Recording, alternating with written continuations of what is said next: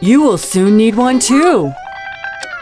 My boyfriend bailed from every date at 9 p.m. sharp. Each time, he promised to explain later. Once, I smelled a strange scent. It came from Steve. Embarrassed, he instantly fled. Running away, Steve dropped a set of false teeth. I followed him to return it and spotted Steve buying adult diapers. There was a line of old folks. I recalled the smell. That day, my sweetheart reeked of old age.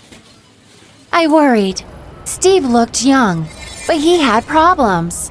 I didn't know he was buying them for my rival. Steve explained it was for his grandma. These are hers too. I still got my teeth. During my lunch break, I saw Steve with his gran. The way he looked after her was so sweet and moving. But then I saw Steve with a different old lady. Maybe he had two grandmas and really loved them both. I spied on Steve, and he turned out to be a gigolo. Every day, he took a new old lady on a date. I sent Steve an angry text, then blocked him. When Steve left, his gran choked on her ice cream. So I had to save my boyfriend's lover.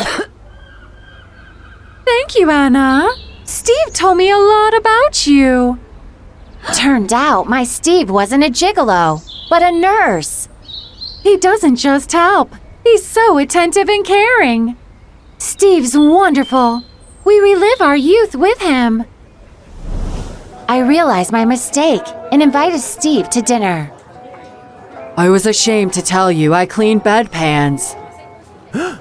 He left at 9 again, but the elderly sleep by then. Where was he rushing to? What was he hiding? For the first time, I went to Steve's house. There was a girl in bed next to him. To my horror, she wasn't alone. Fuming, I banged on the door to set things straight. I'm sorry. I love 3 more besides you. Not trying to hide it. He wanted to introduce us.